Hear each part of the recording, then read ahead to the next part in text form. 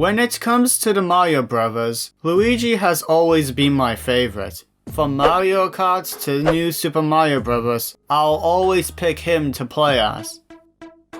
Apart from the last levels where he makes the game even harder. It's just a shame we didn't get many games featuring the Green Bean Plumber. There was that one weird Mario was missing, and the Yellow Luigi gave us a couple of Luigi games, but the most famous among them was the Luigi's Mansion series, starting with the first game as a launch title to the Nintendo GameCube. This was also the first time there was a new Nintendo console without a Mario launch title. So, on the same day as the Nintendo Lunchbox, Luigi's Mansion was released on the 14th of September 2001 in Japan, the 18th of November 2001 in North America, and the 3rd of May 2002 in Europe. I might as well review this game since it's Halloween and all. So, is this game as spooky as the title font? And is it good? Let's find out. The story begins with Luigi going up to a spooky looking mansion he just won from a contest he never entered. That's a scam. You just got scammed. Bro, you just got scammed. You just got scammed. While he's in there, he's suddenly attacked by a ghost!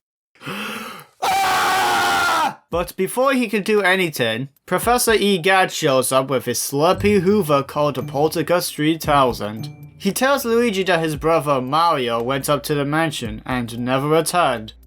Oh no! Mamma mia! Somebody's touched my pits! So, as the younger but taller good brother that you are, it is now Luigi's job to go explore the mansion, find Mario, and get me back my Pete's. Later in the game, you find out that King Boo has trapped Mario into a painting. Oh, the irony. And if you think the story is scary for a Mario-ish game, wait till you get to the atmosphere. Walking around a spooky dark mansion all alone with nothing but ghosts that randomly jump out on Scaredy Cat's Luigi while he hums the main theme and calls out Mario's name. Mario! Mario! Alright, I admit it. That's adorable. Just don't take too much damage. Mario! And some of the portrait ghosts are interesting too. I'll explain why they are in better detail during the gameplay, but some of them have interesting personalities, like Melody, who only appears when you play the Super Mario Bros. Team, and Madame Clairvoyant, who gives you your fortune when given one of Mario's dropped items. No doubt about it, the atmosphere is a major plus to this game. But how does it play? Well, since we're dealing with ghosts here, there's no punching, kicking, or stomping of any kind. Instead, you suck them up like that one scene from Casper.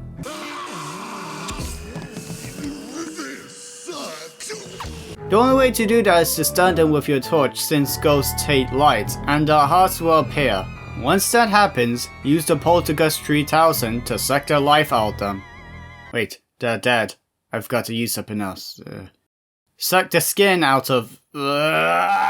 These ghosts won't go down without a fight, however. They'll run, fly away, punch you, grab a hold of you, throw their bones at you, drop a banana peel. Yeah, thanks guys. I love playing Mario Kart. What's next? You're gonna throw a red shell at me? What about a first place bomb? That's kinda right. Once you've captured all of the ghosts in a room, a treasure chest with a key in it will appear that will unlock another room in the mansion. Sounds like a linear adventure, but this mansion is so huge you could get lost and confused a few times. So much so that you'll even need to check the map a few times using your Game Boy Horror. Oh yeah, I need to explain this. This totally not a real Nintendo console knockoff displays the map of the mansion among other information, as well as lets you inspect objects. Sometimes it's pretty useless, but it can also hint you on how to capture the portrait ghosts. And speaking of which, these human looking ghosts, called portrait ghosts, have escaped from Professor Egad's gallery. I'm not sure why he has a gallery, but whatever. I'm not in one's position to judge another's lifestyle. Unlike the other ghosts, flashing your torch at them won't do any good. You have to figure out another way to expose their hearts. This can range from sucking up the food, something I find oddly familiar, playing hide and seek, opening the curtains, and lighting the candles.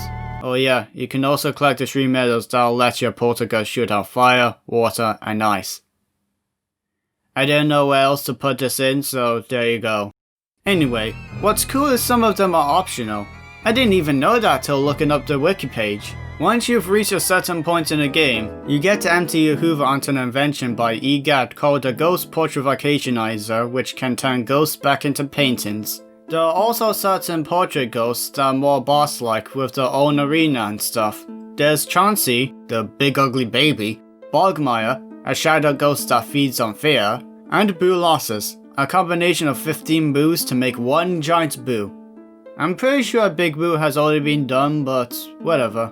And speaking of boos, there are boos. Because Luigi pushed the big red button for no reason, there are now boos all over the mansion. And even when you know where Mario is, you won't be able to get to him until you've sucked up enough boos to weaken their power.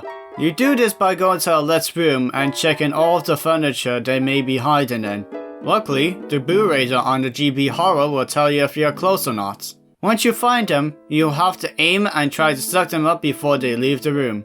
While I think it's neat and a little different, when they leave the room, it's always a pain. You just got to suck up all the dust and it takes forever. Oh look, he's here! I'll try to suck him up and he exits and guess what happens? He just comes back and you have to go back and forth, back and forth, back and forth. You just suck up the dust, he's there. He goes to the other room, you have to go through that room, suck up all the dust, go into that room and that room, and then he leaves. Just die already. Wait, crap, I did it again. And when they enter a room you have no access to? Oh, don't get me started on that! And since I'm on the topic of being negative, here are some more negative things to say. Firstly, the controls. More specifically, aiming. I don't like how it's inverted. It just feels weird. Maybe some of you prefer it that way, but an option would have been nice. Secondly, stunning the ghosts. Tell me if I'm doing something wrong, but more often than not, when I flash them with my torch, they always seem to disappear before I get a chance to suck them up. This is especially annoying when trying to catch the blue fast ghost that shoots out loads of money when caught. But they always hide in the furniture much like the boos, and only when the room is dark. So you only get one shot per ghost, not counting the blackout scene. And speaking of which, holy crap, I'm on a roll. After the Boolossus fight, when you unlock the next part of the mansion, all of the lights go out and you have to go down to the breaker room. While that is happening, ghosts appear everywhere and it's near impossible to avoid. But on the plus side, you do get a second chance at the blue fast ghost. Speaking of which, at least there's something good to keep you occupied. Money. Sure, Mario's collected a bunch of coins throughout his adventure, but not on a scale such as this. You collect coins, paper bills, gold bars, pearls, diamonds, sapphires, emeralds. This dude is so rich he could probably make his own game. I really like how the game looks, all dark and spooky, but my favorite is just how much they show off the GameCube's capabilities. The lighting, the dust particles, Luigi's bouncing nose as he walks, even the stretchiness at times. The only thing I'm not fond of is the lack of expressions on Luigi. I don't know, they just don't look right. And I love the music too. While there isn't much, the main theme is just so... It plays throughout the entire game and it changes depending on where you go, and Luigi even hums it too. I love it! The sound effects are great too. That's all. But enough sucking around, it's time to look lively and get Mario back. Once you get to King Boo, Luigi gets sucked into a painting, and now we're fighting Bowser. Well, a puppet version of him anyway. It's fine, I guess. You just gotta shoot those spiky bombs at his face. Once you capture King Boo, Bowser falls, we get Mario back and put him through the Ghost Portraificationizer, but in reverse. I'm not sure why it was programmed that way in the first place, but whatever. I'm happy either way. Luigi's happy, Mario's happy, I think. Cue the funky credits. Oh, and at the end, Luigi gets a new mansion depending on how much money you've earned. I guess I did alright. Oh, and once you've beaten the game, you get to play the Hidden Mansion mode, where the ghosts deal extra damage as well as your poltergust. In the European version, however, the entire mansion is mirrored, there are more ghosts, and the bosses have a different attack pattern. In terms of extra modes, This is honestly kinda cool, even though I've never bothered through this mode, but trust me, I think it's worth it. And that's Luigi's Mansion. What do I think of it? It's pretty good. It was pretty bold for Nintendo to make this game. Replacing Mario's name to Luigi right on the title was an unexpected move after countless Mario games. But it was worth it in the end.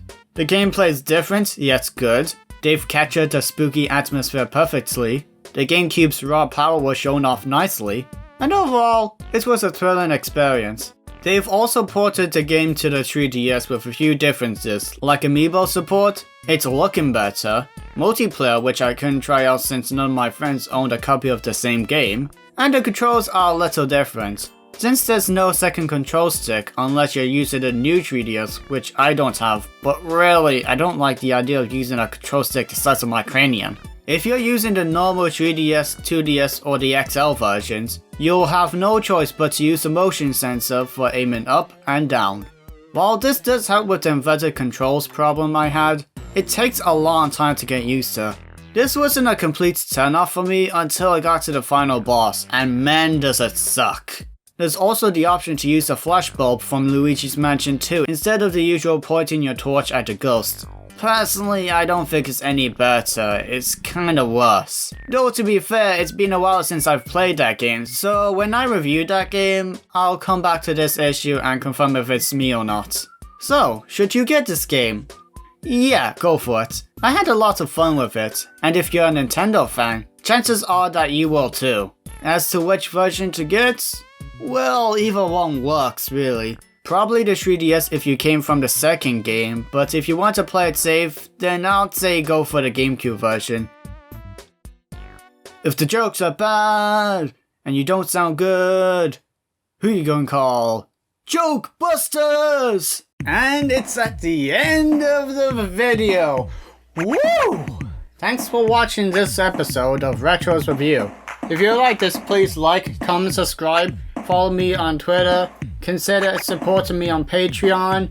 What else is that? Share the video as well. Comment which is your favorite food. I'll tell you my favorite food. It's I don't know if you know this, but pizza. Anyway, I hope you liked Luigi's Mansion. It was a good game, apart from the fact that my original Luigi's Mansion recording, as well as the 3DS version, got a bit, how would you say, corrupted? Hard drive, and also between you and me, this recording of the 3DS version had a bit of mute in some of the footages as well, so I don't know why.